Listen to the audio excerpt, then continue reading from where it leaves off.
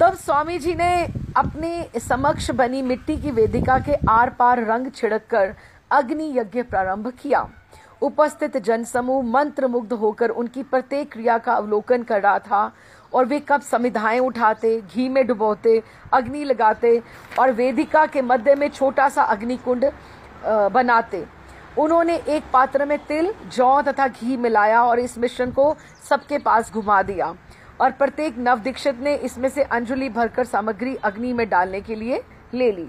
तब उन्होंने संस्कृत प्रार्थना का पाठ प्रारंभ किया और सबों से उसे दोहराने के लिए कहा। प्रत्येक प्रार्थना 3 बार स्वाहा शब्द से अंत होती और प्रत्येक स्वाहा के साथ नवदीक्षित जो तिल, जौ, घृत मिश्रण होता था, स्वाहा के साथ ही वो अग्नि में डाल देता। स्वामी जी घी डालते, काष्ठ को सजाते और फिर प्रार्थनाएं पढ़ते तब तक कि मिश्रण का ढेर प्रज्वलित नहीं हो गया। प्रार्थनाएं चलती रहीं तथा घी पड़ता रहा, अग्नि बढ़ती रही जिससे कमरा गर्म हो गया। 15-20 मिनट के पश्चात स्वामी जी ने प्रत्येक नवदीक्षित से अग्नि में एक एक केला डालने को कहा। अग्नि में 11 केलों का ढेर लग जाने से अग्नि बुझने लगी और धुआं गहरा हो गया। कुछ नवदीक्षित खांसते हुए दूसरे कमरे की ओर भागे और अतिथिगण बड़े हॉल में जाने लगे, किंतु स्वामी जी बचे घी तथा अन्न को अग्नि में डालते रहे। उन्होंने कहा, इस प्रकार के धुएं से कोई कष्ट नहीं होता, अन्य धुओं से अवश्य कष्ट होते हैं, इस धुएं से यज्ञ से कोई कष्ट नहीं होता। यद्यपि सबों की आंखें धुएं से कड़वा रही थीं, किंतु स्वामी जी ने खिड़कियां बंद रहने को ही कहा। इससे धुआं कमरे के भीतर ही रहा और किसी पड़ोसी ने कोई शिकायत नहीं की। स्वामी जी हंसे। वे विष्णु की ज्वलित जीवा, क्योंकि जो अग्नि जो यज्ञ है वो ठाकुर जी की ज्वलित जीवा है, वो है अग्नि है।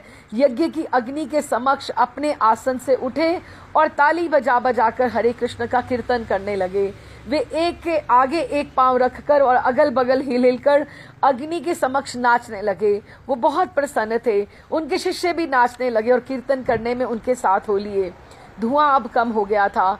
वे प्रत्येक शिष्य से मेज के ऊपर रखे पंच तत्व चित्र में भगवान चैतन्य के चरणों पर अपनी माला छुआने को कहते कि आप वो जो पंच तत्व का चित्र है वहां पर अपनी उसको माला को छुआओ। अंत में उन्होंने खिड़कियां खुलवा दी। समारोह का अंत होने तथा कमरे की हवा स्वच्छ होने पर स्वामी जी हंसकर बोले, मैंने तो सोचा था कि इतना अधिक धुआं होने के कारण कोई फायर ब्रिगेड ना बुला ले, लेकिन चलो अच्छा हुआ कुछ ऐसा काम नहीं हुआ। स्वामी जी बहुत प्रसन्न थे। उन्होंने समस्त भक्तों तथा आगंतुकों को प्रसाद वितरित किए जाने की व्यवस्था की। अग्नि, प्रार्थनाएं, प्रतिज्ञाएं तथा प्रत्येक के मुख से हरे कृष्ण कीर्तन होने के कारण बहुत पॉजिटिव वाइब्स थी। उस समय शुभ वातावरण उत्पन्न हो गया था। सब कुछ आगे बढ़ रहा था। अब पाश्चात्य जगत में प्रभुपाद के 11 नव दीक्षित भक्त थे। अंत में अधिकांश शिष्य अपने घर चले गए और बचे दीक्षा समारोह के बाद सफाई करने के लिए गुरु महाराज। 3 दिन के बाद स्वामी जी ने अपने एक शिष्य तथा एक शिष्या मुकुंद, वो जो माइक और जैन था, उनका विवाह संस्कार करवाया। मुकुंद और जानकी का उनका ब्याह करवाया, जिससे ऐसा ही समारोह दोबारा यज्ञ कराया हुआ, दोबारा से इस तरह से हुआ प्रॉपरली। उन्हें अत्यधिक संतोष हुआ कि मेरे पास एक अभी आध्यात्मिक एक दंपति भी है, शिष्य दंपति भी है।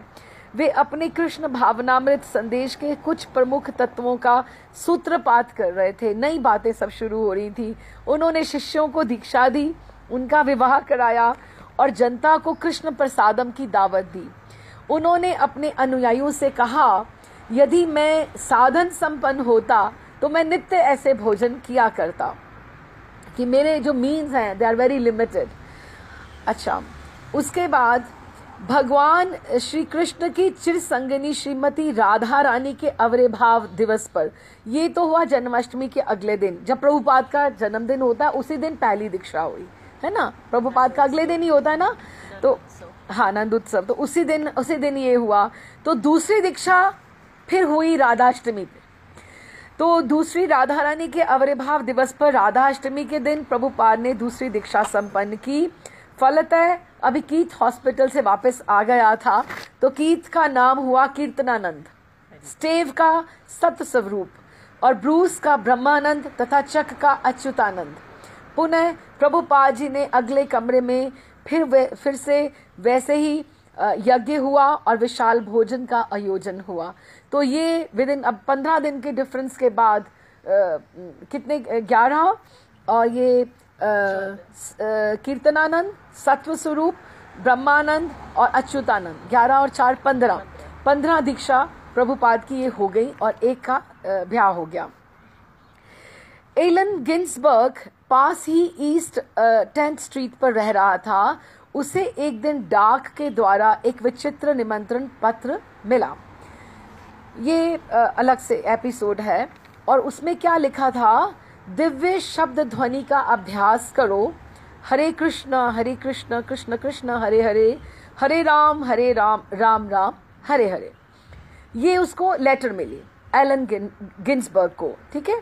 तो इस कीर्तन से तुम्हारे मन मुकुर का मैल छूट जाएगा। मुकुर किसको बोलते हैं? दर्पण को जो आईना या मिरर, मुकुर उसको बोलते हैं। कि अगर हम जितना हम नाम जप करते हैं तो मन के ऊपर, जैसे हम बोलते हैं ना चेतो दर्पण मार्जनम, दर्पण का नाम भी यही है कि चेतो दर्पण मार्जनम। ये जो महामंत्र है या कोई भी नाम अगर हम लें, कोई भी जप हम करें, तो वो हमारा धीरे धीरे हमारे चित्त के दर्पण का मार्जन करता रहता है, उसको प्योरीफाई करता रहता है। तो कीर्तन से तुम्हारे मन मुकुर का मैल छूट जाएगा।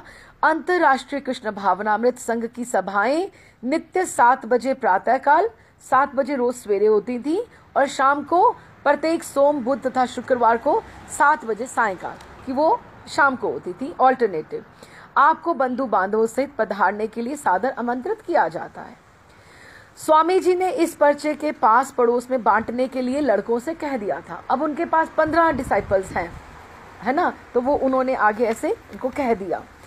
निमंत्रण प्राप्त होने पर एक शाम को एलन गिन्सबर्ग अपने साथी पीटर ऑल्सवर्की के साथ एक मिनी बस के द्वारा स्टोर फ्रंट में आया।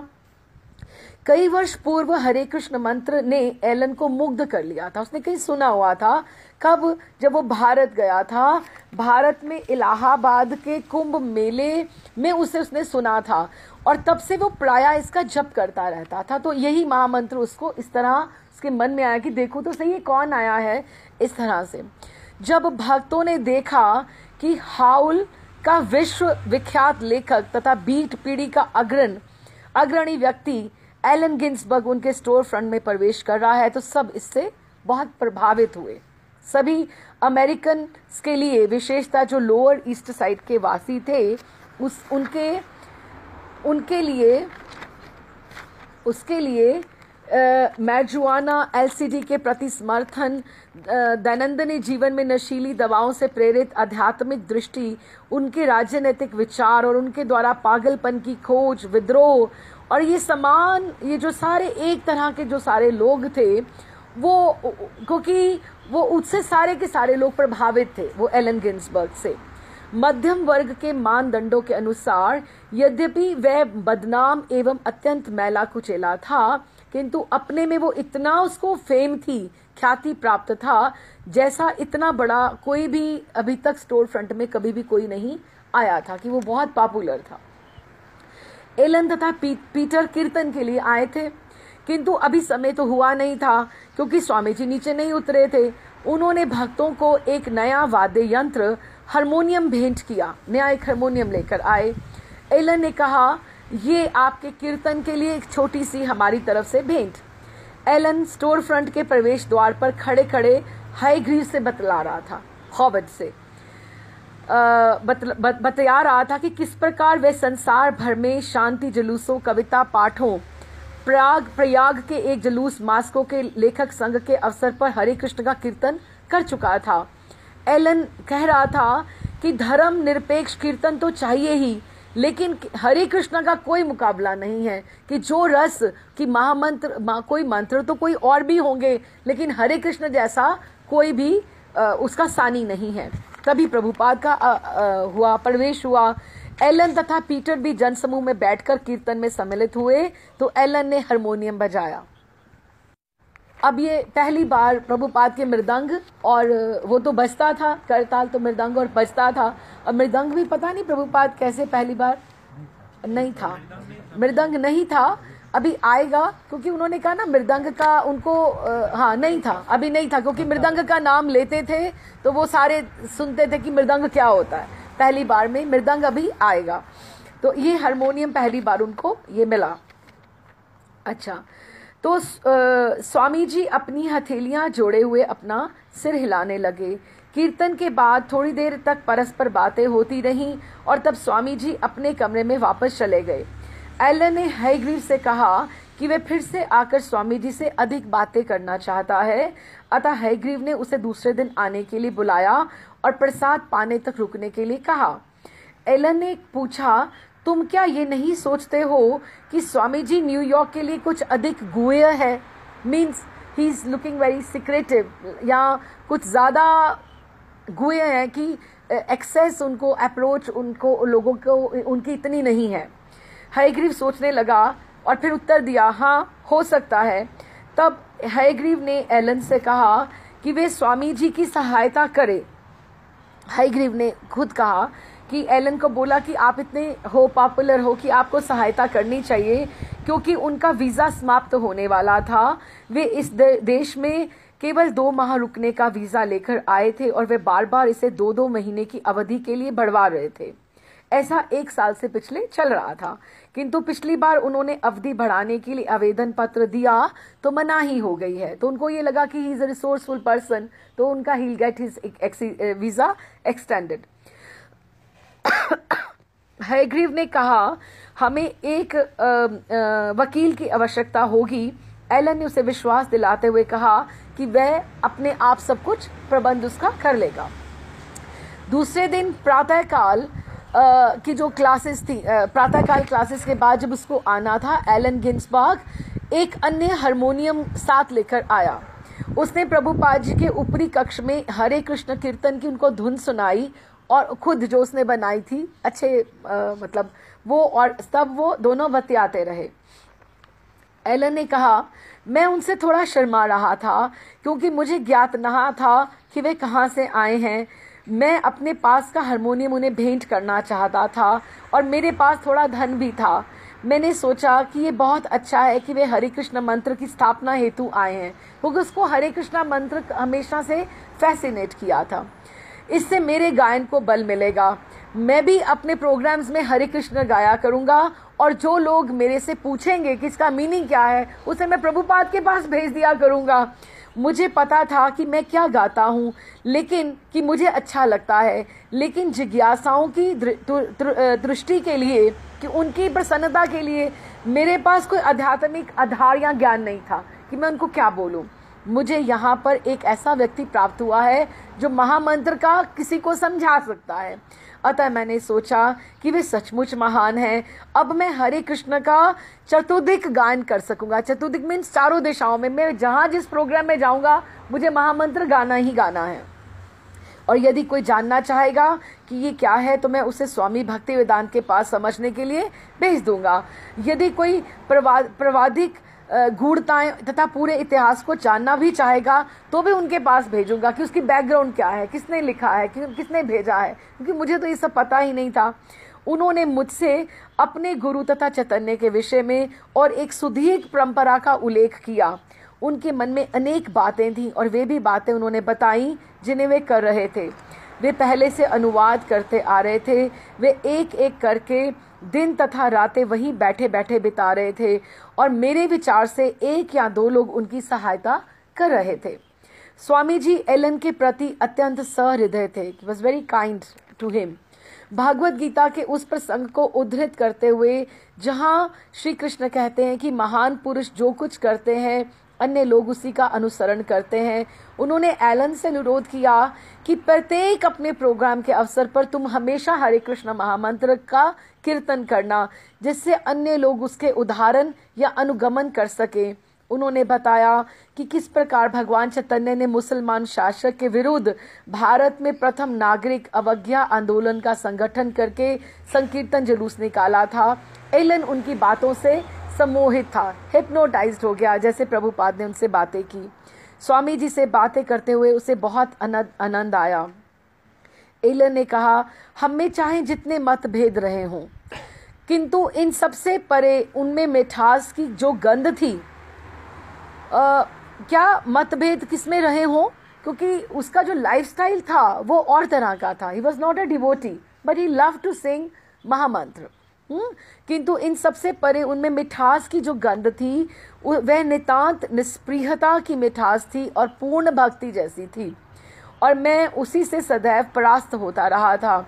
चाहे मेरे बौद्धिक प्रश्न होते थे, वो बुद्धिज्म भी अट्रैक्ट करता था, मेरा संशय, यहाँ तक कि मेरे पागलपन से भरे प्रश्न होते थे, लेकिन प्रभुपाद की उपस्थिति में एक विशेष आकर्षण होता जो आत्मसमर्पण से उत्पन्न होता और जिससे हमारे मतांतर परास्त हो जाते, कि जो भी मेरे उनके प्रति में डिफरेंसेस होते वो निकल जाते।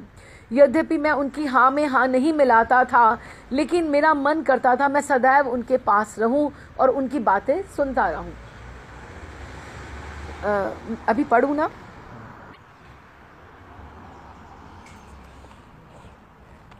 स्वामी जी नशा संस्कृति के मध्य रह रहे थे, जहां पड़ोस के नवयुवक नशीली दवाओं से या जो भी साधन प्राप्त था उसके द्वारा अपनी चेतना को बदलने का असाध्य प्रयास कर रहे थे। वो कोशिश कर रहे थे, पर उनको अपना स्वामी जी ने उन्हें आश्वस्त किया, उनको अपने जो शिष्य थे उनको अश्योरेंस दी ये वाली कि हरे कृष्ण का जप करने से उन्हें वांछित उच्चतर चेतना प्राप्त हो जाएगी, कि जितना वो ऊपर जाना चाहते हैं, now it's up to them कि how much do they do chanting, कि जितना करते जाएंगे वो उतना ऊपर उठते जाएंगे। हरे कृष्ण का जप करने से उन्हें वांछित उच्चतर चेतना प्राप्त हो सकेगी। कृष्ण चेतना अर्थात कृष्ण भक्ति की व्याख्या करते समय नशे के अनुभव को गूढ़ संकेतों के द्वारा बताना आवश्यक हो गया।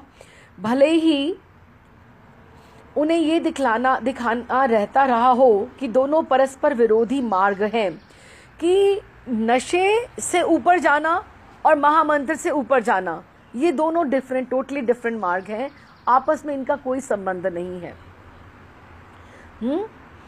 अच्छा, उन्हें ये पहले से विदित था कि भारतीय साधु किस प्रकार अपने ध्यान में सहायता करने के बहाने गांजा तथा हशीश का व्यवहार करते हैं, कि कुछ साधु लोग ऐसे होते हैं कि जो ज़्यादा देर अपने उस नशे में रहने के लिए ऐसा इस्तेमाल करते हैं, पर आप उनको भक्त नहीं कह सकते हैं। यहाँ तक कि जब उन्होंने भारत छोड़ा, उसके पूर्व ही दिल्ली की सड़कों पे हिप्पी पर्यटकों को देखा जाना सामान्य बात हो गई थी।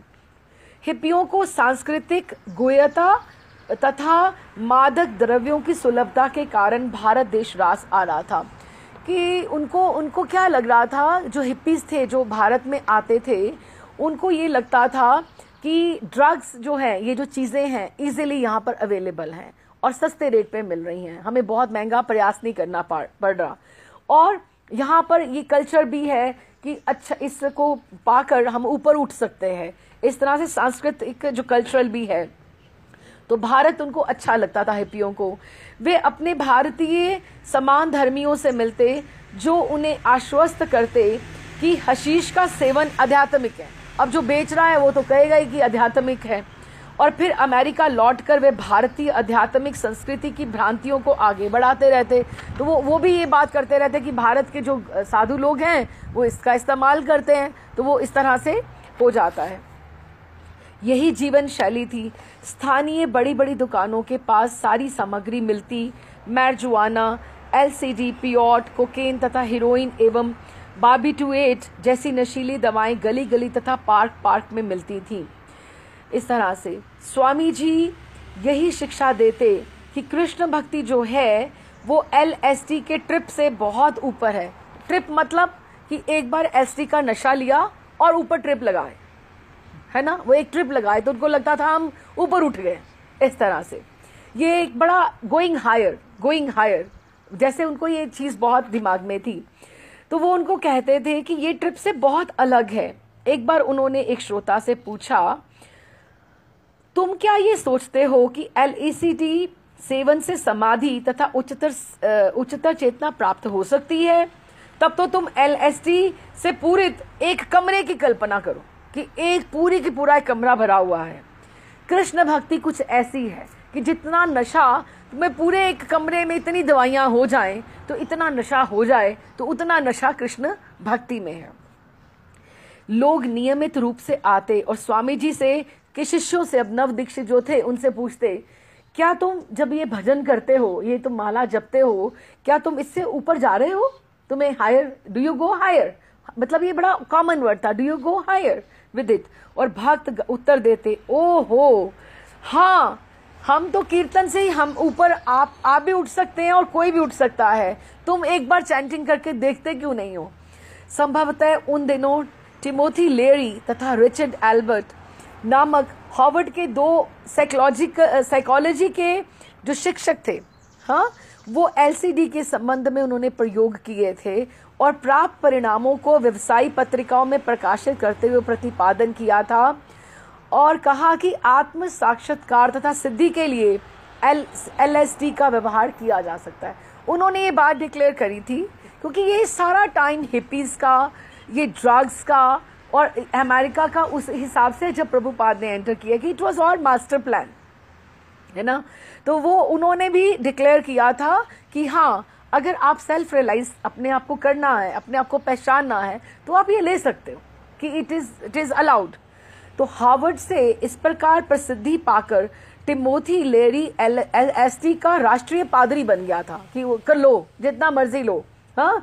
और कुछ कॉल तक मिलब्रुक न्यूयॉर्क में LSD संगठन भी चलाता रहा कि बड़े बड़े लोग जो साइकेट्रिस्ट थे, जो लेक्चरर्स थे, वही इसके बन गए प्रीस्ट और इसको प्रमोट कर रहे हैं। हार्वर्ड है ना जो, हाँ बात करी थी वही हार्वर्ड जो उन्होंने, हाँ, अच्छा, oh Richard, so he is the same Richard Albert and Timothy Leary. So this is the one, क्या नाम था इनका? रामदास, जो ये बाद में बन गए थे। दैट्स राइट, रिचर्ड, ये ना इन्होंने एल्बर्ट लिखा हो, एल्बर्ट, ठीक है। तो हार्वर्ड से फिर उनमें भी इतना चेंज आ गया।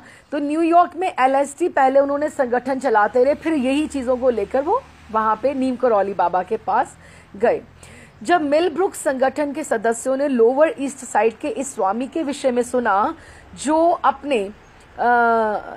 अपने अनुयायियों को कीर्तन के द्वारा ऊंचे ले जाते हैं, अब ये बात ऊंचे लेकर जाने वाली बात है, तो वे स्टोर फ्रंट में वो लोग भी आने लगे, हाँ।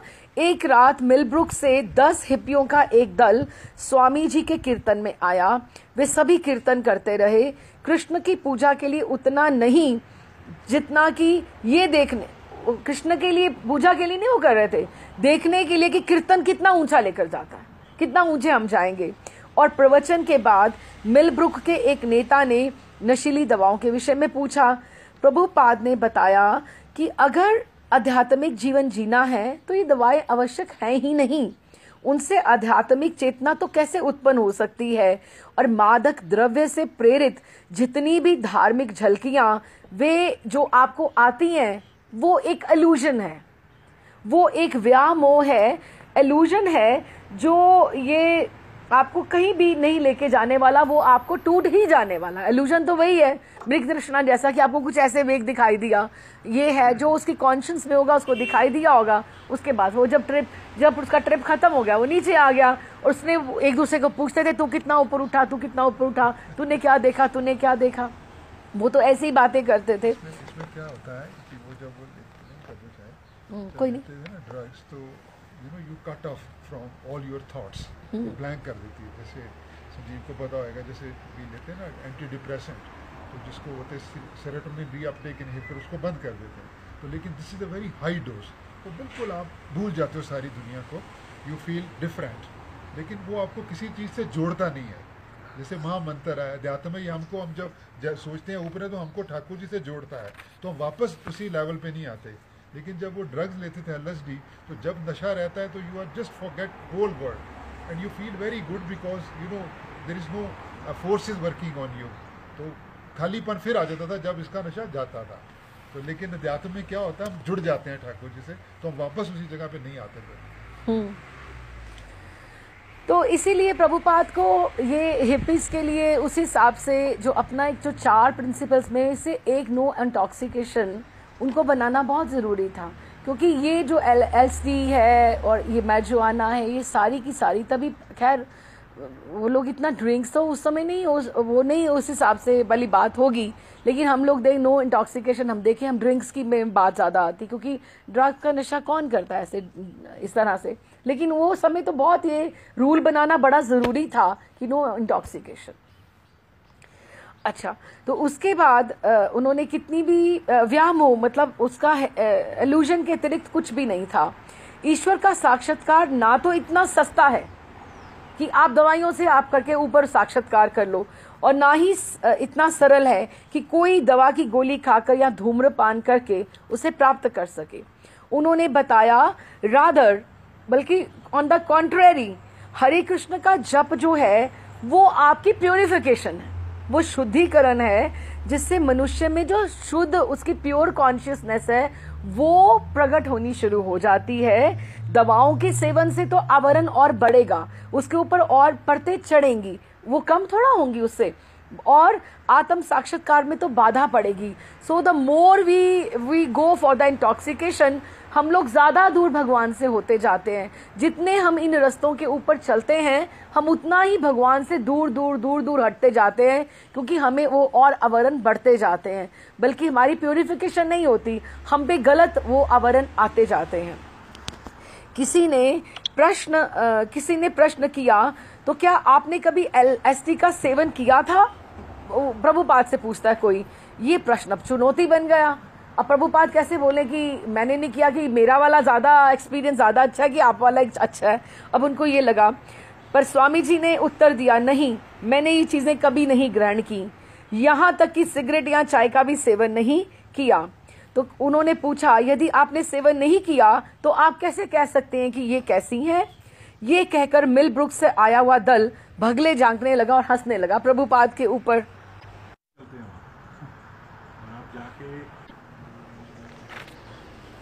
अच्छा, अभी किसी ने पूछा कि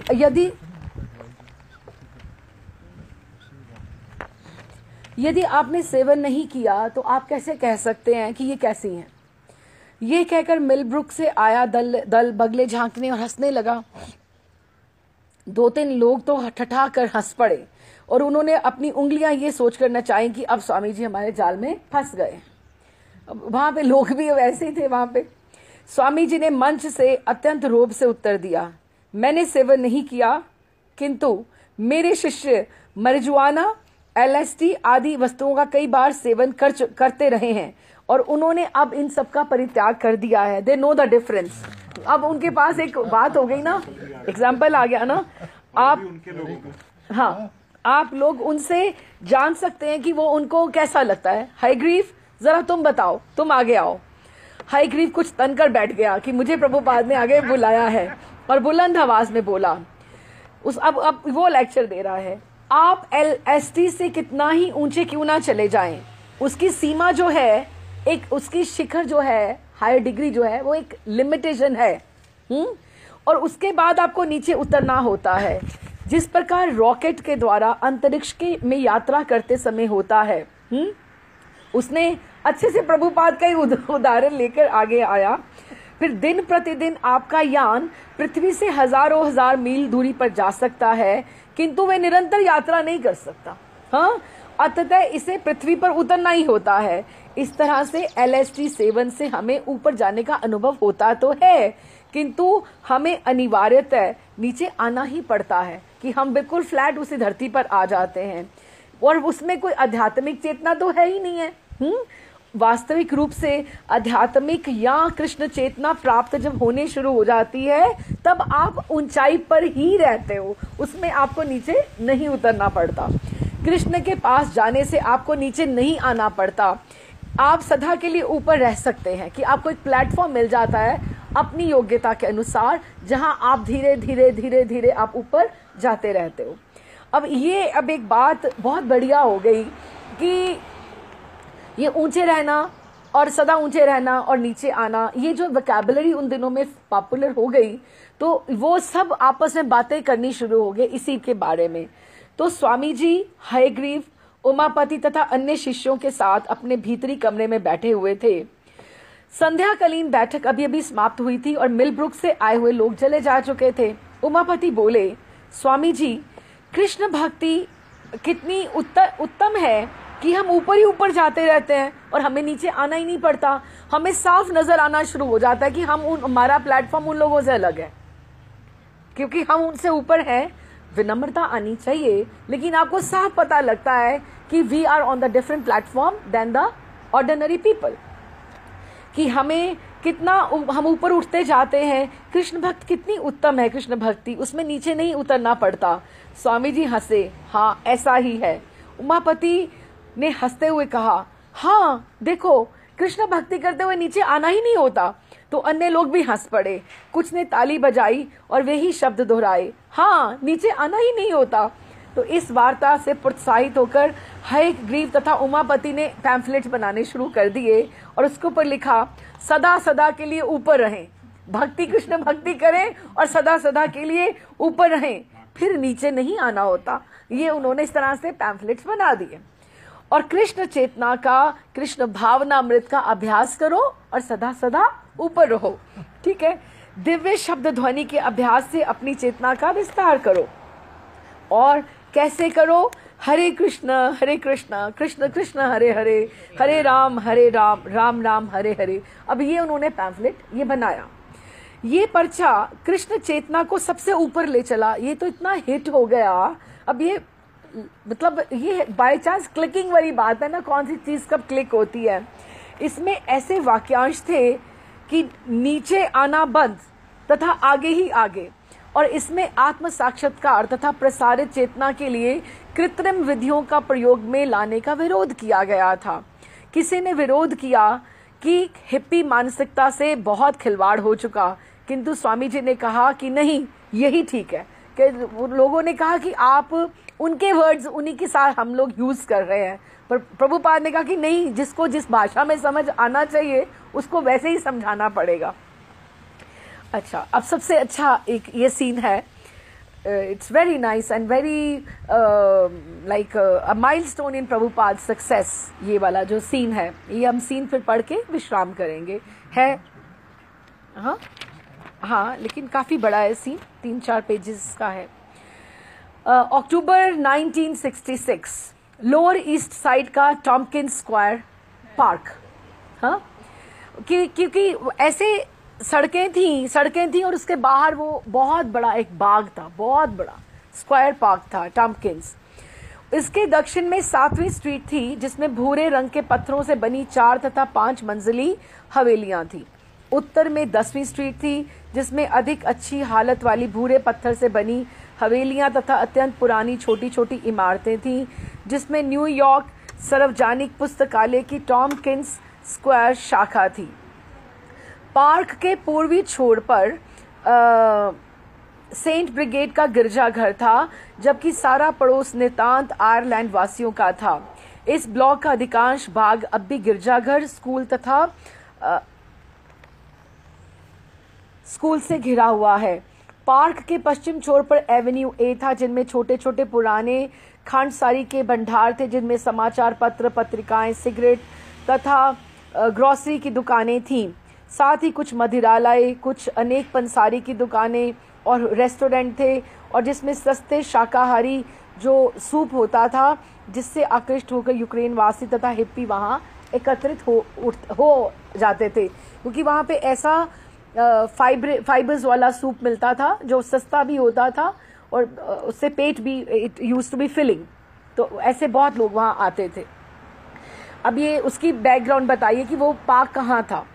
10 एकड़ में फैले हुए इस पार्क में अनेक ऊंचे ऊंचे वृक्ष थे, किंतु इसका कम से कम आधा क्षेत्रफल पका हुआ था, मीन्स वो सीमेंटेड भी था। पगडंडियों के किनारे किनारे तथा घास की सुरक्षा के लिए 5 फुट ऊंची लोहे की बाड़ थी, बाड़ों तथा पगडंडियों के कारण ये पार्क भूल भुलैया जैसा लगता था। मौसम अभी गर्म था और रविवार का दिन था, अतः पार्क लोगों से भरा हुआ था। पगडंडियों के किनारे बनी बेंचों के सारे बैठने के स्थान भरे थे। वृद्ध लोगों में से अधिकांश यूक्रेन वासी थे, जो इस गर्म मौसम में भी अपने बीते दिनों के सूट तथा स्वेटर पहने हुए थे और बैठकर बतिया रहे थे कि वहां पर एक एटमॉस्फेयर जैसे बना हुआ था। बेंचेस पे लोग बैठे हुए थे। पार्क में अनेक बच्चे भी थे, जिसमें से पोर्टोरिको वासी तथा काले लोग थे, किंतु उनके साथ साथ गोरे बच्चे भी थे जो अपने साइकिलों पर दौड़ लगा रहे थे या गेंद तथा फ्रिस्बी खेल रहे थे। बास्केटबॉल तथा वॉलीबॉल के मैदानों में अधिकतर किशोर थे और सदैव की भांति खुले दौड़ते। उनके पेट्स भी उनके साथ थे। तो ये एक एटमॉस्फेयर बाग का बताया। संगमरमर का एक छोटा प्याऊ प्राचीन दिनों के वहां पे याद दिला रहा था। एक पीने वाला, जैसे छबील से नहीं होती इंडिया में, वैसी बनी हुई थी। इसके चारों ओर की दीवारें पर लिखा था आशा, श्रद्धा, दान तथा संयम, किंतु किसी ने उस पर काली स्याही पोत कर भद्दी तस्वीरें तथा अस्पष्ट नामों के साथ हस्ताक्षर कर दिए थे। आज एक बेंच पर कई कोंगो तथा बोंगो ढोल वादक बैठे हुए थे और समूचा पार्क उनकी लय से आंदोलित हो रहा था।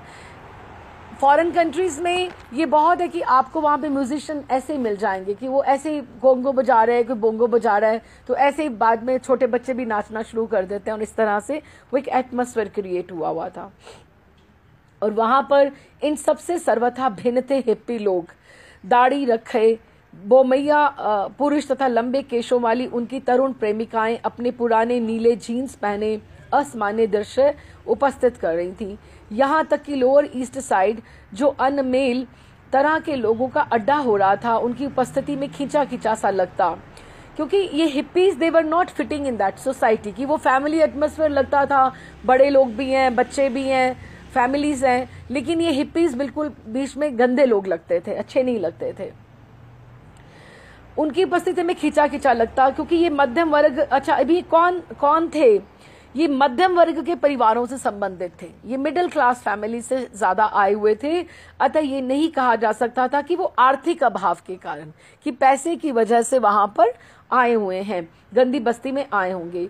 फलतः दीनहीन प्रवासियों के साथ उनके व्यवहार में संघर्ष उत्पन्न होते रहते थे और हिप्पियों का आध्यात्मिक दवाओं के प्रति सुवधित झुकाव, अपने परिवारों तथा प्रचुरता के प्रति उनका विद्रोह और नवीन विचारों में उनकी तल्लीनता पड़ोसियों की हंसी का कारण बनती रहती। किंतु हिप्पी लोग तो अपने मन की करना चाहते थे। वे प्रेम तथा शांति के अपने विद्रोह को जन्म देना चाहते थे। अतः लोग उन्हें पसंद नहीं करते थे, बस सह रहे थे वहां पे कि रहते हैं। टॉम्किंस स्क्वायर पार्क में नवयुवकों तथा हिप्पियों के बीच कई दल थे, और मतलब वो एक ग्रुप नहीं था, कोई वो अलग वाले थे, वो अलग वाले थे, कोई ऐसे मित्र थे जो एक साथ स्कूल भी जाया करते थे, और एक जो अब एक जैसी दवाइयां खाते हैं, उनके अलग ग्रुप्स थे कि तू कौन सी ट्राई करी, तूने कौन सी ट्राई करी, उनके भी आगे के ग्रुप्स बने हुए थे। वे अथवा किसी कला, साहित्य, राजनीति या अध्यात्म के किसी दर्शन से एक मत थे। अब जैसे कोई बीजेपी पार्टी है, कोई कांग्रेस की है, कि वो जैसे किसी चीज को अलग अलग से सपोर्ट करते हैं, उनके भी अलग अलग ग्रुप्स बने हुए थे। वो बीच बीच में अलग अलग अपनी बातें करते हुए बैठे हुए थे। बस वो प्रेमी थे, मतलब प्रेम में रहना चाहते थे, प्रसन्न, उनको किसी और चीज से कुछ लेना देना नहीं था। ये ऐसे दल थे जो अज्ञात कारणों के साथ एक साथ रह रहे थे, कि कोई ऐसा एक बात नहीं थी कि वो क्यों रह रहे हैं, कैसे आए हैं। यदि इनमें कोई समान उद्देश्य ये था, तो वो था कि वो मनमानी करना चाहते थे, कि अपने मन की करना चाहते थे। अन्य लोग भी होते थे जो साधु की तरह रहते थे, एकांत में पार्क की बेंच पर बैठकर कोकेन के प्रभावों का विश्लेषण करते, हवेलियों के ऊपर वृक्षों की खड़खड़ाती हुई पत्तियों की और विचित्र ढंग से देख लेने के बाद पांव के पास पड़े हुए चीजों के ऊपर दृष्टि डालते, कि कोई ऐसा देखता कि वो ऐसे ऊपर पहाड़ की तरफ देखता, पेड़ की तरफ देखता, फिर वो नीचे देखता धीरे धीरे, कि उनकी आंखों में नशा होता सब, कि वो कभी किसी की तरफ देखते तो घूर के देखते, कि और देखते ही रहते कि कहाँ पे क्या है, इस तरह से। और उनके मन में प्रकाश, निराशा, व्यामोह की दौड़ता हुआ दवा का प्रभाव जब तक समाप्त नहीं हो जाता और वो धरती पर नहीं लौट आते, उनकी आंखें जो होती थी वो नॉर्मली बिहेव नहीं करती थी, कि उनकी आंखों में कभी उनको वहां पे लाइट नजर आती, कहीं वहां पे उनको कुछ और नजर आता, तो वो एक हिप्नोटाइज है जैसे दवाइयों के नशे में रहते थे। कभी कभी वो सारी रात वहीं जगे रहते, वही पार्क में, सारे पार्क में बिखरे रहते, और प्रभात जब होती कोई दवाइयों के नशे में जगा ही रहता पूरा, और फिर जब दिन हो जाता तो अपनी अपनी बेंचों पर पांव फैलाकर वहीं सो जाते। तो वहां पे कुछ खाया कि नहीं खाया, वो यहाँ पर उनकी ऐसी स्थिति थी। अब विशेषतः हिप्पी लोग रविवार के दिन पार्क को भर लेते। वे सेंट मार्क प्लेस, ग्रीनविच ग्राम या ईस्टर प्लेस स्थित लेक्सिंगटन एवेन्यू उपमार्ग या ह्यूस्टन तथा सेकेंड एवेन्यू स्थित IND उपमार्ग जाते समय, या फर्स्ट एवेन्यू में जाकर बस पकड़ते समय, या सेकेंड एवेन्यू में डाउनटाउन बस पकड़ते, या 9th एवेन्यू के चौराहे जाते समय कम से कम इस पार्क से वो होकर अवश्य गुजरते। अन्यथा अपने अपने घरों से निकलकर खुली हवा में बैठने के उद्देश्य से पार्क जाते, जिससे वे घरों से निकलकर खुली हवा में बैठने के उद्देश्य से वे पार्क जाते, जिससे वे पुनः ऊंचे उठे। सो एवरी संडे जैसे कोशिश करने की बात है कि हम ऊपर उठना है हमें, तो बातें करें या पार्क की भूल भुलैया में टहलें। अच्छा, ऐसे अशांत जनसमूह के मध्य, अब कितना अशांत सब है, सब कुछ इतना, हिप्पीज हैं, बच्चे हैं, खेल रहे हैं, उनके पेट्स हैं, वो दौड़ भाग रहे हैं, कोई बुजुर्ग बैठे हैं, कोई बातें कर रहे हैं। प्रभुपाद ने सोचा कि ऐसे माहौल में संकीर्तन किया जाए। ऐसे अशांत जनसमूह के मध्य स्वामी जी अपने अनुयायियों सहित आए और कीर्तन करने बैठ गए।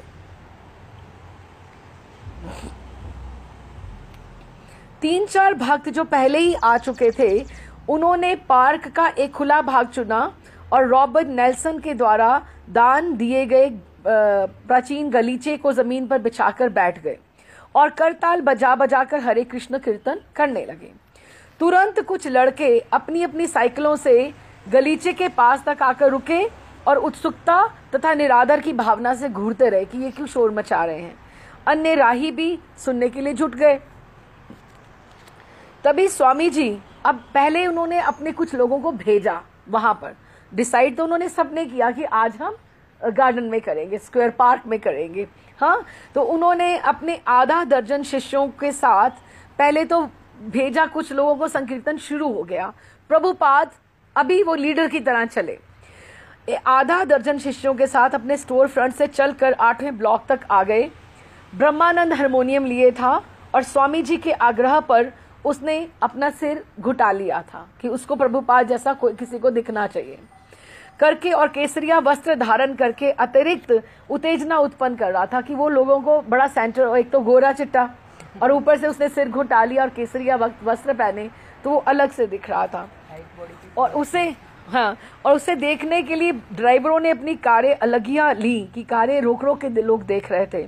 उनमें सवार लोग आगे की ओर झुक गए और निर्लज वेश तथा कि कैसा निर्लजता सा जैसा वेश है तथा घुटे हुए सिर को देखकर भौचंके रह गए।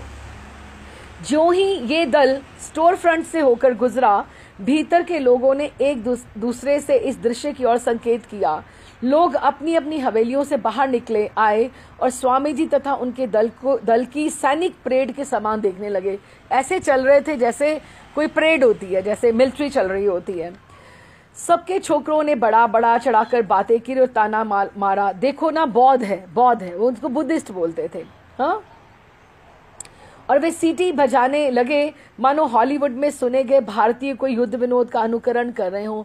ऐसे सीटियां बजाने लगे और बोलने लगे, ऐसे बोलने लगे। धोती जो पहनी थी ब्रह्मानंद ने, अरे अरे you have forgotten to put on your pants, कि तुमने अपना पजामा पहनना तुम भूल गए हो। तो उन्होंने धोती जो पहनी हुई थी ब्रह्मानंद ने, तो उन्होंने ऐसा मजाक उनके साथ किया। एक विरोधी जिसने ये समझा कि ये प्राच्य नाच है और वो जोर से चलाया, अरे अरब वालों, उस गली के किसी को भी ना तो कृष्ण भावनामृत के विषय में ना ही हिंदू संस्कृति तथा रीति रिवाजों के विषय में कुछ जानकारी थी, कि सब लोग अपने अपने ढंग से उनको देख रहे थे। किंतु उनके लिए स्वामी जी का ये दल मात्र सिर्फ रे हिप्पियों का झुंड था कि उनको लगा लोअर ईस्ट साइड में हिप्पीज होते हैं तो ये भी उनका हिप्पियों का ही एक समूह है। अच्छा, किंतु उन्हें ये ज्ञात ना था कि स्वामी जी का करें क्या, क्योंकि सब लोग परेशान थे स्वामी जी से कि वो अपने तरफ लोगों को अट्रैक्ट कर रहे हैं, लेकिन नेबर्स को ये नहीं पता था कि वो उनके साथ करें क्या। वे तो निसंग थे, अकेले थे, फिर भी उन सबों का उनके ऊपर संदेह था कि ये करने क्या आए हैं यहाँ पर। किंतु लोअर ईस्ट साइड के इवरिंग हाल्फन जैसे कुछ अग्रणी निवासी जो वहाँ पे अच्छे जो पावरफुल लोग थे वहाँ पे, उस अजनबी के प्रति जो ऊपर से शांतिपूर्ण संदेश के लिए अत्यंत प्रतिष्ठित व्यक्ति प्रतीत हो रहा था, वो सहानुभूति पूर्वक उसकी तरफ देखते थे कि उनको नहीं लगता था कि ये कुछ किसी का गलत कर सकते हैं, कि ये तो अच्छे लोग हैं। लेकिन वो लोग अगर उनको शिकायत भी करते थे तो वो उनका कुछ कर नहीं सकते थे प्रभुपाद का। इवनिंग हॉलपन कहता था, अनेक लोगों ने स्वामी जी के विषय में मुझे आकर कितनी तरह की धारणाएं बनाकर सुनाई, मानो वे लोगों को देखने के लिए कीलों से बने बिस्तर पर लेटने वाले हों कि वो कुछ ऐसे मिरेकलस चीजें करते हैं, तथा ऐसी अन्य भ्रांत धारणाएं थी। तो भी वो एक शिष्ट, शांत, भद्र तथा सार्थक व्यक्ति थे जो यहाँ एक अजीब से वैमनस्य में आकर फंस गए थे कि लोग उनके बारे में सब गलत बातें कर रहे थे। हिप्पी है, सब लोग पूछते थे वो भी हिप्पी है, कोई आके कहता था वो कम्युनिस्ट है। जहां नवयुवक चिढ़ा रहे थे वहां अधेड़ तथा बूढ़े लोग या तो अपना सिर हिला रहे थे या घूर रहे थे। अब वो वापस उसके ऊपर आ गए हैं पार्क की सिचुएशन पे। पार्क तक का जो रास्ता था, क्योंकि सबने प्रभुपाद को ऐसे ग्रुप में हिप्पियों के साथ नहीं देखा था, अपने शिष्यों के साथ, अब सब कोई उनको देख रहा है इस तरह से और बातें कर रहे हैं कि कैसे हैं ये, क्या करने वाले हैं। पार्क तक का रास्ता सभी प्रकार के निंदा वाक्यों, मजाकों तथा तनाव से पूर्ण था, लेकिन कोई हिंसा नहीं हुई, किसी ने किसी को मारा नहीं, लेकिन ताने सबने कसे। आज विभिन्न जातियों वाले पड़ोसियों ने ये मान लिया था कि स्वामी जी अपने अनुयायियों सहित ऐसी विचित्र वेशभूषा में मात्र हंसी के लिए सड़कों पे निकल आए हैं जिसमें सब कुछ गडमड हो जाए, लोग घूरे और शोर मचावें। उनको लग रहा था कि कोई भी सामान्य भला मानस अमेरिकन स्लम का निवासी ऐसा ही अनुभव करेगा। किसी को अच्छा नहीं लग रहा था जो वहां पे लोग रहते थे। अतः पार्क तक दल का पहुंचना एक अच्छा खासा साहस का कार्य हो गया कि स्टोर फ्रंट से वहां तक, पार्क इतना बड़ा था जो सारी सड़कों को कवर करता था यहाँ तक, लेकिन वहां तक से लेकर वहां तक पहुंचना ही बहुत बड़ा एक काम हो गया था। किंतु स्वामी जी पर इसका कोई असर नहीं था।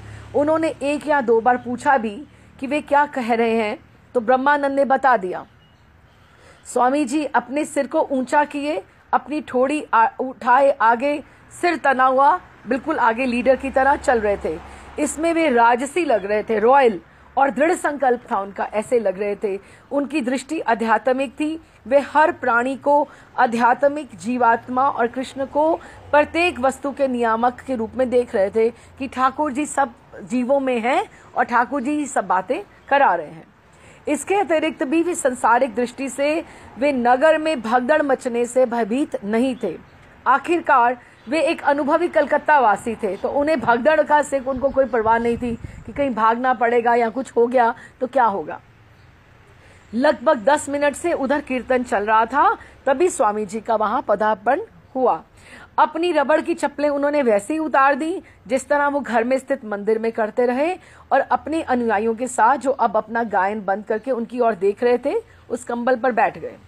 उन्होंने गुलाबी स्वेटर पहन रखा था और गले में खादी चादर डाल रखी थी। वे और मुस्कुरा रहे थे।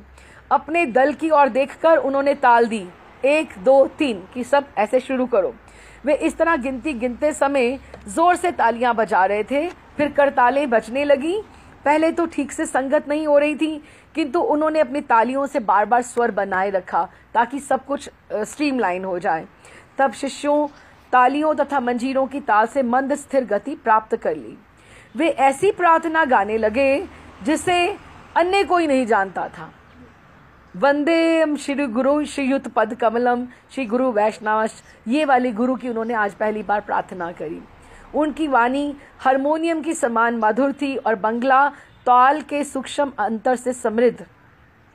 एक विशाल ओक वृक्ष के नीचे बैठकर उन्होंने रहस्यमय संस्कृत प्रार्थना गाई। उनके अनुयायियों को हरे कृष्ण मंत्र के अतिरिक्त कुछ भी नहीं आता था, किंतु वे स्वामी जी को जानते थे। वे उनको ध्यानपूर्वक सुन सुनकर लय बनाए हुए थे, जबकि सड़क पर मालवाही गाड़ियां भरभरा रही थी और दूर दूर ढोल बज रहे थे। ज्यों ही उन्होंने श्री रूप सागर जातम सुनाया कि पास के वो पेट्स भी उनके पास आ गए। बच्चे घूरने लगे और कुछ मजाकिया उंगली उठाने लगे, अरे अरे वो देखो देखो पुजारी कौन है। किंतु उनकी वाणी संघर्षशील द्वैतता से बहुत परे थी कि वो उनकी वाणी रुकने वाली नहीं थी। उनके शिष्य मंजीरे बजाते रहे और वो अकेले गाते रहे, श्री राधा कृष्णा पादान, वो सारे अकेले गाते रहे। स्वामी जी ने गोपियों के प्रिय श्री कृष्ण तथा श्रीमती राधा रानी के माधुर्य प्रेम की प्रशंसा में प्रार्थनाएं की। कृष्ण के अंतरंग पार्षदों द्वारा 1000 वर्षों से गाया जाने वाला प्रत्येक शब्द दिव्य अर्थ से परिपूर्ण था, जिसे स्वामी जी ही समझ पा रहे थे। उन्होंने विशाखा, ललिता, सहगन ललिता, श्री विशाखा सबकी स्तुति उसमें की। यद्यपि इस प्रकार गाते हुए उनको सुनना उन्मेषकारी लग रहा था, किंतु सभी प्रतीक्षा में थे कि हरे कृष्ण का कीर्तन, ये मंत्र का विश्राम हो और हम सब उनके साथ ज्वाइन करें। और भी लोग आ गए थे। स्वामी जी यही चाहते थे कि लोग थोड़े और बढ़े। वे चाहते थे कि लोग उनके साथ कीर्तन करें और नाचें, और अब उनके अनुयायी भी यही चाह रहे थे। वे उनके साथ होना चाह रहे थे।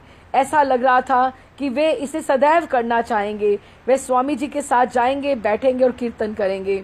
स्वामी जी उनके सबके साथ कीर्तन करते रहेंगे। तब उन्होंने हरे कृष्ण मंत्र प्रारंभ किया। प्रारंभ में अत्यंत मंद तथा अस्पष्ट बोल रहे थे, किंतु स्वामी जी ने दोहराकर सही ढंग से गाया। उन्होंने पुनः दोहराया, करताल बजाते, हाथ से 1 2 3 करके तालियां बजाते, उनमें उत्साहपूर्ण जाग उठा। पुनः मंजीरा बजाते, उनकी और भक्ति भाव से देखते हुए उन्होंने अकेले गाया। स्वामी जी के प्रेमवश में वे अपने परिवेश से नाता तोड़कर कीर्तन मंडली के रूप में उनके साथ हो लिए। कुछ लोग खड़े थे, कुछ लोग बैठे हुए थे। स्वामी जी ने बाएं हाथ से मृदंग का पट्टा पकड़ा और अपना वो मृदंग बजा रहे थे। अब यहाँ मृदंग आया है कि मृदंग बजा रहे थे और मृदंग को अपने शरीर से बांधे हुए तथा अपने दाएं हाथ से मृदंग में गूढ़ ताल दे रहे थे। आधे घंटे के बाद वे हरे कृष्ण मंत्र को प्रखरता से कीर्तन करने लगे और उनके चारों ओर देखने वालों की संख्या बढ़ती गई। कुछ हिप्पी बिछे कालीन के सिरे पर बैठ गए और पालथी मारकर बैठने, सुनने, ताली बजाने, कीर्तन करने का अनुकरण करने लगे। और जितने हिप्पी वैसे ही आए हुए थे, वो सारे के सारे वो भी ज्वाइन करने लगे उनको। हाँ, और जो अधिक लोग सम्मिलित होते गए, त्यों प्रभुपाद जी की चारों ओर लघु मंडली बढ़ती गई। सदा की भांति उनके कीर्तन से गवैये जो थे, म्यूजिशियंस जो थे, वो आकृष्ट हुए और उनको ये अच्छा लगा कि प्रभुपाद उनको अलाउ कर रहे थे कि मेरे साथ बजाओ। The more musicians he was very happy, और उनके साथ सबके साथ वो ताल मिलाने की कोशिश कर रहे थे। जिस तरह कोई ड्रम बजा रहा है तो उनके साथ उनको खुश होकर सम की ताल देते थे। इवनिंग हॉलपन कहता है, मैं बांसुरी बनाता हूँ और उसे बजाता हूँ। जब स्वामी जी पधारे तो मुझे बहुत अच्छा लगा कि he is also musician like me. तो मैं वहां गया और बांसुरी बजाने लगा उनके महामंत्र के साथ। उन्होंने मेरी आव भगत की। जब भी कोई नया गवैया सम्मिलित होता और अपना पहला गाना सुनाता तो स्वामी जी अपनी बाहें फैला देते कि तुम आओ, तुम आगे आओ, because he wanted more musicians in his संकीर्तन। तो ऐसा प्रतीत हो रहा था वह पैर पर खड़े होकर न्यूयॉर्क फिल्हार्मोनिक का नृत्य करते जा रहे हों, कि इतने म्यूजिशियंस इकट्ठे हो गए जितने गार्डन में थे। कोई कॉन्गो वाला, कोई फ्लूटिस्ट था, कोई गिटार वाला था, वो सारे के सारे ऐसे लग रहा था सारे इंस्ट्रूमेंट्स वाले सारे इकट्ठे होके वो लीडर बन के गा रहे हों। मेरे कहने का आशय ये है कि प्रत्येक गवैये को उनके इस इंगित का पता चल जाता कि कहाँ से आवाज आ रही है और उनको वो समत की ताल देते। आप जानते हैं कि जब कोई आपको अपने साथ बजाने के लिए आपको अपने साथ मिलाना चाहता है तो उसे कितनी प्रसन्नता होती, कि उनको बड़ी खुशी होती कि मेरे को भी ये चाहते हैं कि मेरे साथ मैं बजाऊं इनके साथ, कि आप उनका साथ दे रहे हैं। ये मूलभूत संगीत की एक आदान प्रदान है कि एक इंस्ट्रूमेंट वाला आया, दूसरा आया, तीसरा आया, चौथा आया, और उनमें से जिसमें तुरंत संबंध हो गया और मुझे इसकी प्रसन्नता है कि मैं भी उनमें मिल गया, कि सारा एक ग्रुप ऑफ म्यूजिशियंस पूरे के पूरे गार्डन में इकट्ठे होके एक ही स्थान पे सारे आगे कि सब म्यूजिक बज रहा है। पार्क में विभिन्न भागों में इधर उधर घूमते इक्के दुक्के गवैये, गाने वाले तो वैसे ही वहां पे रहते थे, हमेशा रहते। और जब वे उन्होंने सुना कि स्वामी जी के कीर्तन में वो भी हारमोनियम बजा सकते हैं, उनके पास अपना वो आगे वो लेकर आ गए और इसके लिए उनका स्वागत है कि वो ये पार्टी जो है he wants more people to come in, so वो भी एक एक करके आने लगे। चूंकि तीव्र लय में गाना था, अतः एक सैक्सोफोन अपना वो लेकर फौजी जो वाद्य यंत्र होता है वो भी बजाने वाला वो आ गया। इवनिंग हालपन जैसे अन्य लोगों इसे श्रेष्ठ शब्दों वाली आध्यात्मिक वस्तु माना। उन्हें कुछ समझ नहीं आ रही थी, लेकिन उनको लग रहा था कि this is something spiritual and they were enjoying it. जो ही गवैये सम्मिलित हुए और अधिक राही, जितने ज्यादा इंस्ट्रूमेंट्स बज रहे थे उतने अधिक बीच में से वो आ रहे थे, लोग आ रहे थे, राही कीर्तन के प्रति आकृष्ट होने लगे। स्वामी जी कोरस जैसे टेक तथा कोरस दोनों ही गाते आ रहे थे और अब जो लोग सम्मिलित हो रहे थे वो पीछे पीछे गाने लगे। वो अपने आप उनके शिष्यों को देखकर पीछे पीछे सब गाने लगे, जिसमें अनवरत सामूहिक एक कांग्रीगेशन जैसा हो गया, कीर्तन चलने लगा। दोपहर के समय जनसमूह बढ़कर 100 तक पहुंच गया और 1 दर्जन गवैये अपने अपने कोंगो, बोंगो, ढोलों, वंशियों, धातु की बनी बांसुरियों, मुंह के माउथ ऑर्गन्स, बाजे, काठ तथा धातु के जो खटखट खटखट बजते हैं वो, तंबूरे से, गिटारों से लेस होकर स्वामी जी के साथ बड़े ग्रुप में हो गए। स्वामी जी देखने का प्रयत्न कर रहे थे कि मेरे पास आसपास कौन है। उच्च स्वर के गाने से फेर में एकदम से उच्च गाने, क्योंकि माइक तो इतना था नहीं, तो जब वो उच्च गाने में उनको जोर पड़ रहा था और उनकी एकदम से वो सबको देख भी नहीं पा रहे थे, तो धंस गई और उनका चेहरा जो था तमतमाने लगा, जैसे जोर से नसें उनकी कनपट्टी की, जो प्रभुपाद की यहाँ जी कनपट्टी थी, उन पे ऊपर प्रेशर पड़ रहा था, क्योंकि वो 1 घंटे से लगातार जो एक सिंगर होता है जितना जोर लगा के उसको पीछे फॉलो करवाना होता है धुन बिठाने के लिए, उनकी नसें तन गई थी और सबों को हरे कृष्ण महामंत्र सुनाने के फेर में गाते निकालने में प्रभुपाद की जो जबड़ा भी था, जो उनका फेशियल जो था यहाँ पे थोड़ा अजीब सा अलग सा लग रहा था। And we can imagine how forcefully he was singing. और यद्यपि उनकी मुद्रा आकर्षक थी और कीर्तन तेजी से चल रहा था, कभी कभी थोड़ा सा इंटेंसिटी ज्यादा लगती, लेकिन चारों तरफ सब फोकस होके कीर्तन कर रहे थे। ये अन्य किसी का योग एकांतवास या मूक शांति चौकसी ना होकर एक शुद्ध कीर्तन था, कि मेडिटेशन नहीं थी जिसमें एक जने की जरूरत होगी, ये कांग्रीगेशनल प्रेयर्स हो रही थी एंड एवरीबडी वाज गेटिंग और carried away with this one. ये एक नवीन लहर थी जिसमें हर एक एवरीबडी वांटेड टू पार्टिसिपेट, सब आगे आ रहे थे और जनसमूह इसको स्वीकार कर रहा था, दे वर एक्सेप्टिंग इट। ये इतना लोकप्रिय हो रहा था कि आइसक्रीम के जो विक्रेता जो थे अपनी बिक्री के लिए वहीं आ गए एकदम से, कि यहीं पर हमारी जरूरत पड़ेगी। प्रभुपाद पूरा का पूरा जो पार्क था खाली हो गया, सारा प्रभुपाद पुल्ड ऑल द, वो जो पहले लोग थे, प्रभुपाद पुल्ड, हरे कृष्णा संकीर्तन pulled all the crowd. Prabhupada के अतिरिक्त 5-6 वर्ष आयु वाले सुनहरे बालों वाले बच्चों का समूह उनके चारों ओर बैठा था। एक तरुण पोलैंड वासी बालक खड़ा घूर रहा था। जैसे स्वामी जी ने अपने शिष्यों को संकेत अब दिया, अब जब देखा कि बहुत लोग हो गए हैं तो उन्होंने कहा अब नाचो, नृत्य करो, उठ जाओ अब। तो वे उठकर नृत्य करने लगे। लंबा दुबला सत्रदीश स्टेव जो था अपने हाथ उठाकर नाचने लगा। उसकी पिछली जीबों में स्टे हाई फॉर एवर की पर्चियां भरी हुई थी, स्टे हाई फॉर एवर। उसी के पास अपनी गर्दन, लंबी गर्दन के चारों ओर उसने बड़ी गुरियों की जपमाला लपेटे अच्युतानंद भी नाच रहा था। चक जो था वो भी नाच रहा था। उसके बाल घुंघराले, लंबे तथा अस्त व्यस्त थे। तब ब्रह्मानंद उठा।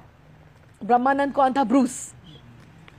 वह तथा अच्युतानंद आमने सामने खड़े हो गए और कीर्तन करते समय वो चित्रित चैतन्य महाप्रभु के समान उनकी अपने आप बाहें फैल गई और वो नृत्य करने लगे जैसे उन्होंने 5 तत्व वहां पे देखा करते थे। भीड़ में जो खड़े फोटोग्राफर थे वो आगे आए। उनको कल के लिए मसाला मिल गया था न्यूज़पेपर में छापने के लिए कि यहाँ पे क्या हो रहा है आज। लड़के पांव पटक पटक कर तथा अनेक देवदूतों सी मुद्राएं बनाते किसी को ऐसा नृत्य करना नहीं आता था, लेकिन एक दूसरे को फॉलो करके देवदूतों की तरह मुद्राएं बनाते और गले में लाल गुड़ियों वाली जप माला लपेटे नाचने लगे। वे स्वामी जी का अनुसरण कर रहे थे कि स्वामी जी जैसे कह रहे थे। ब्रह्मानंद कहता है, एक बार मैं खड़ा हुआ और सोचा कि जब तक स्वामी जी ढोल बजाते रहेंगे मुझे खड़ा रहना होगा। मैंने सोचा कि यदि उनके बजाने के बीच में मैं बैठ जाऊंगा तो वो मेरे गुरु हैं, मुझे अपराध होगा। जब तक उन्हें खड़ा होना है मुझे भी खड़ा होना है। अतः मैं 1 घंटे तक नाचता ही रहा कि भगवान उनको खुद ही वो कॉन्शियस दे रहे थे कि उनको किस तरह से बिहेव करना है। स्वामी जी ने भारतीय शैली में सिर हिलाते हुए स्वीकृति का संकेत किया और फिर अपने हाथ उठाकर अधिक और नाचने वालों को बुलाया। वो पीछे से कोई और जो नाचने की कोशिश कर रहे थे उनको आगे आगे बुलाया कि आप भी आके संकीर्तन में आप पार्टिसिपेट कर सकते हो। उनके और भी शिष्य नाचने लगे, यहाँ तक कि उनको देखकर हिप्पी भी उठ खड़े हुए और नाचने का प्रयत्न करने लगे। स्वामी जी चाह ही रहे थे कि संकीर्तन में प्रत्येक व्यक्ति गावे और नाचे। और ये नाच क्या था? कालीन के ऊपर मंद गति से झूमना और नंगे पांव आगे पीछे चलना ही तो था। जिसमें नाचने वाला अपनी सिर्फ बाहें ऊपर उठाए होता है, उसकी उंगलियां वृक्षों के ऊपर आसमान की ओर फैली होती थीं। पूरे समूह में जहां तहां कीर्तन करने वालों को निजी सुखानुभूति हो रही थी। उनको लग रहा था कि ये हमारा ही जैसे पार्क, हमारा ही घर हो गया है, यहाँ पे हम जैसे सुख उनको मिल रहा था। एक लड़की आंखें बंद करे मंजीरे बजा रही थी और संकीर्तन करते हुए सिर हिला रही थी, जैसे मानो कहीं और ही किसी और दुनिया में हो, स्वप्न जैसे चल रहा हो। एक अत्यंत वृद्धा झुर्रियों से भरे चेहरे वाली पोलैंड की महिला, अपने सिर के ऊपर उसने एक तिकोना स्कार्फ, बड़ा रुमाल पहना हुआ था। वो उस लड़की की ओर ऐसे देख रही थी कि ये ऐसे क्या कर रही है, मंजीरे कैसे बजा रही है, तो वो भी अपना धीरे धीरे सिर हिला रही थी। भीड़ में वृद्धाएं हाथ में रुमाल लिए, इनमें से कुछ धूप का चश्मा पहने छोटे छोटे वृंदों में यत्र तत्र खड़ी थी। वे उत्साहित होकर बातें एक दूसरे से कर रही थी कि ये क्या हो रहा है, और कीर्तन के रोचक दृश्यों की ओर इशारा कर रही थी। कीर्तनानंद ही केवल एकमात्र ऐसा व्यक्ति था जो धोती पहने था और प्रभुपाद जी की युवा प्रेम मूर्ति लग रहा था कि जैसे प्रभुपाद यंग टाइम में होंगे, यंग टाइम में जैसे होंगे तो उनकी ऐसी हाइट लग रही थी। शरदकालीन तीसरे पहर की स्निग्ध धूप इस टोली पर पड़ रही थी कि तीसरा पहर हो गया, जिससे लंबी शीतल छायाओं के बीच सुनहरी आभा मिसनाद दिख रही थी कि सब एक बड़ा म्यूजिकल और एक होमली और एक बड़ा अच्छा वाइब्स वाला एक एटमॉस्फेयर क्रिएट हो गया। हारमोनियम से निरंतर संगीत का शब्द निकल रहा था और सैनिक जैकेट पहने एक लड़का काठ के रिकॉर्डर पर स्वयं स्वर निकाल रहा था। यंत्रों की सारी ध्वनियां मिलकर एक हो रही थी, क्योंकि सब म्यूजिशियंस को ताल एक सबकी ताल छा रही थी और स्वामी जी की वाणी इन्हें सबको भेद कर बाहर निकल रही थी। ऐसा घंटों चलता रहा। प्रभुपाद जी ने अपना सिर तथा कंधा सीधा रखे थे। यद्यपि नई पंक्ति प्रारंभ करने के पूर्व और मंत्र की पंक्ति समाप्त होने पर वे अपना कभी कभी ऐसे कंधा ऐसे उचकाते थे कि जिस तरह से उनको कंधा उचकाते थे। उनके शिष्य उनके पास ही कालीन पर बैठे थे और उनकी आंखों में धार्मिक उल्लास झलक रहा था। अंत में स्वामी जी रुके। वे तुरंत खड़े हो गए और शिष्यगण समझ गए कि वे कुछ बोलने जा रहे हैं। 4 बजे थे, किंतु पार्क में अभी भी शरतकालीन सूर्य चमक रहा था। वातावरण शांत था और श्रोतागण मंत्र की एकाग्रता के लिए प्रमुदित थे कि अभी now our Guruji is going to give some small lecture. Swami ji ने कीर्तन में भाग लेने के लिए सबों को बहुत हार्टफुल थैंक्स किया कि आपने हमारा सबको एक्सेप्ट किया and we really enjoyed your company. और उन्होंने बताया कि 500 वर्ष पूर्व पश्चिम बंगाल में हरे कृष्ण कीर्तन का शुभारंभ चैतन्य महाप्रभु के द्वारा हुआ। हरे का अर्थ है भगवान की शक्ति। कृष्ण भगवान है और राम भी परमेश्वर का एक नाम है जिसका नाम है परम आनंद। उनके शिष्य उनके चरणों पर बैठे सुन रहे थे। राय राम अपने हाथों से सूर्य के प्रकाश से आंखों को ऐसे रक्षा करते हुए उंगलियों के बीच से स्वामी जी को ऐसे करके देख रहा था और कीर्तनानंद का सिर एक और झुका हुआ था, मानो कोई पक्षी पृथ्वी की ओर ध्यान लगाकर बैठा हो। कि उनको सबको अच्छा लग रहा था कि हमारे गुरुजी सबको अट्रैक्ट कर रहे हैं और सबको कुछ कहना चाहते हैं। स्वामी जी बलिष्ठ ओक वृक्ष के सहारे सीधे खड़े हो गए और वे वक्ता की मुद्रा में अपने हाथ जोड़े हुए थे। उनका हल्का केसरिया वस्त्र शालीनता पूर्वक उनके ऊपर पड़ा था। उनके पीछे का वृक्ष भली भांति स्थिर लग रहा था। मोटे तने पर पत्तियों की छाया पड़ रही थी। उनके पीछे वृक्ष ही वृक्ष खड़े हुए थे और उनके दाएं हाथ एक अधेड़ स्त्री थी जो वेशभूषा तथा केश बनाई थी, जिसका चलन अमेरिका में 25 वर्ष पहले समाप्त हो गया था, कि वो पुराने वो जो हेयर स्टाइल्स बनते थे वो बनाए हुए थे। उनके बाएं हाथ एक चुलबुल हिप्पी लड़की थी जो चुस्त डेनिम पहने थी और उनकी बगल में काला स्वेटर पहने तथा छाती पर हाथ जोड़े एक काला युवक था। उसके बाद अपने शिशु को पकड़े एक युवक पिता था और उसके बाद एक दाढ़ी रखाए बालों के बीच में एक मांग निकाले एक तरुण भिक्षुक था। तब अलग अलग तरह के लोग खड़े हैं, सबका वो डिस्क्रिप्शन दे रहे हैं कि कैसे लोग थे। स्वामी जी ने बताया कि देखो, जो डेजिग्नेशंस होती हैं पद, वो तीन तरह के होते हैं। एक एंद्रिक, एक सेंसुअल डेजिग्नेशन होती है, मानसिक मेंटली जिसको हम फील करते हैं, और एक बौद्धिक, हाँ, जो हम विजडम से करते हैं। किंतु इन सबसे ऊपर है एक आध्यात्मिक पद, स्पिरिचुअल डेजिग्नेशन। हरे कृष्ण का जब हम करते हैं तो हम आध्यात्मिक पद पर होती हैं। हमारी कॉन्शियंस जो है वो बहुत एक हायर लेवल पे होती है, एक हायर डेजिग्नेशन पे होती है, और हमारी नित्य आनंदमयी चेतना को जागृत करने के लिए ये सर्वश्रेष्ठ विधि है कि if we want to touch that spiritual level, if we do more and more Hare Krishna chanting, we can touch that higher level of spirituality. उन्होंने हर व्यक्ति को बताया कि 26 सेकेंड एवेन्यू में होने वाली सभाओं में सबको आमंत्रित किया और ये कहकर अपना भाषण समाप्त किया कि आपका फिर से बहुत बहुत धन्यवाद, आप मेरे साथ आपने कीर्तन किया। फिर वो बैठ गए, अपना मृदंग लिया और थोड़ा पुनः कीर्तन करने लगे। यद्यपि 71 वर्षीय वृद्ध पुरुष के लिए मृदंग पर थाप देना और उच्च स्वर से बोलना खतरे से खाली नहीं था, किंतु कृष्ण के लिए वो ये भी संकट उठाने के लिए तैयार थे। उनके लिए आज लग रहा था रुकना असंभव है। आज जैसा ये संकीर्तन हुआ है, ऐसे कई और संकीर्तन अब होने वाले हैं। अब प्रभुपाद रुकेंगे नहीं। वे वृंदावन से चलकर आए थे, कृष्ण विहीन समाज के बीच जीवित रह सके थे, कि जहाँ पे कृष्ण का एक भी भक्त नहीं था, और ऐसे समाज में वो 1 साल से रह रहे थे और अब वो सबको अपना संदेश सुनाना चाहते थे। उन्होंने सारी सर्दियां ऋतु अज्ञातवास किया था। उन्हें किसी की कोई हेल्प नहीं थी, कोई उनको जानता नहीं था। अमेरिका सैकड़ों वर्षों से कृष्ण का कीर्तन किए बिना रहता आया था। यद्यपि थोरो तथा इमर्सन ने गीता तथा पुराणों का अंग्रेजी अनुवाद तो किया था, उनके माध्यम से किसी हरे कृष्ण का आगमन, संकीर्तन का आगमन कभी प्रभुपाद से पहले नहीं हुआ था। और शिकागो में संपन्न वर्ल्ड पार्लियामेंट ऑफ रिलीजन्स में हिंदुत्व के पक्ष में दिए गए विवेकानंद के सुप्रसिद्ध भाषण तो हिंदू धर्म के तरफ लोगों को अट्रैक्ट किया था, लेकिन उससे कोई महामंत्र का संकीर्तन नहीं निकल कर आया था।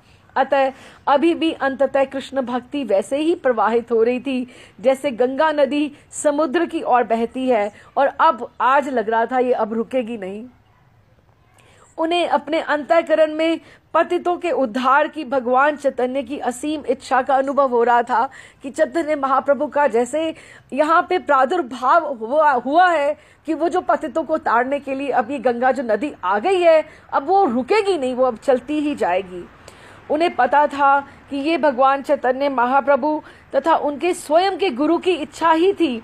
भले ही भारत के जातिवाद, ब्राह्मण, नशीली दवाओं से उन्मत्त मांसाहारी अमेरिकन और उनकी कुंवारी मित्रों की संगति की अनुमति उन्हें ना दे, कि भारत में अगर ये पता लगे कि प्रभुपाद के शिष्य कैसे हैं, या उन्होंने अभी ये सब कुछ त्यागा है, तो शायद वो सब लोग उनको गाली गलौच करें कि आपने क्या करा। उनके स्वयं के गुरु भाई भी उनको ये बोले कि आपने ये क्या करा, लेकिन उन्हें ये पता था कि ये वो अपने मिशन को वो आगे कहाँ तक ले जाएंगे। किंतु स्वामी जी कहते कि वे शास्त्रों के सर्वथा अनुकूल कार्य कर रहे हैं, और शास्त्रों में लिखा गया है, भागवत में स्पष्ट उल्लेख है कि कृष्ण भक्ति समस्त जातियों को प्रदान की जाए, कि उसमें ये नहीं देखना चाहिए कि कोई बड़ा है, कोई छोटा है, कोई शूद्र है, या वो ब्राह्मणों को ही देनी चाहिए या पुरुषों को ही देनी चाहिए। जो हाई क्लास है वो तो पहले ही हाई क्लास है, जिसको ज़्यादा ज़रूरत है उसको कृष्ण भक्ति की ज़रूरत है ना, तो उनको सब जातियों को प्रदान की जाए। प्रत्येक व्यक्ति आत्मा है और उसका जन्म चाहे जहां भी हुआ हो, उसे पवित्र नाम के जप के द्वारा आध्यात्मिक पद पर हम लेकर आ सकते हैं। वे चाहे जितने भी उसने पाप कर्म किए हों, वे कृष्ण भक्ति के सर्वदा योग्य पात्र हैं। टॉम्किंस स्क्वायर पार्क एक बहुत बड़ी कृष्ण की योजना थी, चैतन्य महाप्रभु की योजना थी। ये भी पृथ्वी का एक अंश था और ये सब मानव जाति भगवान के ही तो पुत्र पुत्रियां हैं, जिनकी आध्यात्मिक जो है वो उनको रियलाइजेशन की उनको भी ज़रूरत है। इस युग के लिए हरे कृष्ण का जप ही एक कलयुग का एक ही धर्म था जो प्रभुपाद उसको आगे लेकर जा रहे थे। जब स्वामी जी अपने स्टोर फ्रंट को लौटे, अब देखो लास्ट पैराग्राफ है इसका, कि अब जैसे कोई घर में संकीर्तन होता है तो बैठ के सब डिस्कस करते हैं, बाद में करते हैं कि आज ये अच्छा हुआ, वो अच्छा हुआ। अब जब सब कुछ हो गया, अब सब घर में बैठकर स्टोर फ्रंट पे आए हैं, so they were so happy at their success कि आज हमने क्या क्या करा। जब स्वामी जी अपने स्टोर फ्रंट को लौटे तो उन्होंने देखा कि उनके दरवाजे के बाहर पाशर पथ पर पाक से आए लोग, कितने लोग वहां तक खड़े जो उनके पीछे पीछे आ गए। हाँ, ये वो नवयुवक थे जो उनके आगमन की प्रतीक्षा कर रहे थे कि वो आकर प्रभुपाद से बात करना चाहते थे, वो मैचलेस गिफ्ट का द्वार खोलें। वे वयोवृद्ध स्वामी तथा उनके शिष्यों के द्वारा पार्क में प्रस्तुत किए हुए इस उत्तम दृश्य तथा नाच एवं कीर्तन के विषय में अधिक जानकारी प्राप्त करने के उद्देश्य से लाइनों की लाइनें वहां खड़ी हो गई थी। वो प्रतीक्षारत थे। आज उनका स्टोर फ्रंट भर गया था, बाहर तक भीड़ थी। पीछे बाहर की ओर भीरू लोग मंडरा रहे थे जो दरवाजे तथा खिड़की के निकट धूम्रपान करते हुए दीवार में लगे चित्रों को देखने का प्रयास कर रहे थे। स्वामी जी घुसे और सीधे मंच पर चढ़ गए और अपने मंदिर में आने वाले आज तक के सबसे बड़े जनसमूह के समक्ष बैठ गए, कि सबसे बड़ा आज उनके स्टोर फ्रंट में था। उन्होंने कृष्ण भक्ति के विषय में आगे बताया और जब वे संस्कृत प्रमाण का उदाहरण देते तो शब्द उनके मुंह से ऐसे स्वाभाविक ढंग से निकलते जैसे वो श्वास ले रहे थे। कि संस्कृत के श्लोक, प्रभुपाद का इतनी संस्कृत अच्छी, बंगाली तो संस्कृत उनका ट्रांसलेशन उन्होंने इतना किया, इतनी अच्छी कि ऐसे झड़ते थे जैसे श्वास ले रहे होते हैं, कि he had not to remember any श्लोक, वो ऐसे एकदम झड़ते। उन्होंने कहा कि जिस प्रकार सबों ने आज कीर्तन किया उस प्रकार नित्य होना चाहिए। जब वे अपने कमरे में आए तो काफी विलंब हो चुका था। एक लड़का उनके लिए एक प्याला गर्म दूध लेकर आया और किसी ने ये कहा वे सब प्रति सप्ताह हर संडे को पार्क में कीर्तन किया करेंगे। स्वामी जी बोले प्रतिदिन, प्रति सप्ताह नहीं। अभी वे वहां आधे दर्जन लोग उपस्थित थे। तब स्वामी जी ने अपनी पतली चटाई पर लेट गए। वे कुछ मिनटों तक बोलते, तब उनकी वाणी में उतार आया और वे रह रहकर उपदेश देते रहे। उसके बाद वो जब उपदेश भी दे रहे थे तो सबको लगा कि वो लेटे लेटे उनको नींद आ रही है, कि ही इज डोजिंग, कि नींद में भी वो बोलते जा रहे थे कि ऐसा होना चाहिए, ऐसा होना चाहिए। बस सो टायर्ड, तो वो ऊँग रहे हैं। 10 बज रहे थे। बस धीरे से सब दरवाजा बंद करके स्टोर फ्रंट को अपने आप ही बंद करके चले। बोल प्रभुपाद की जय जय। बस करें। एनीथिंग टू से? सक्सेसफुल।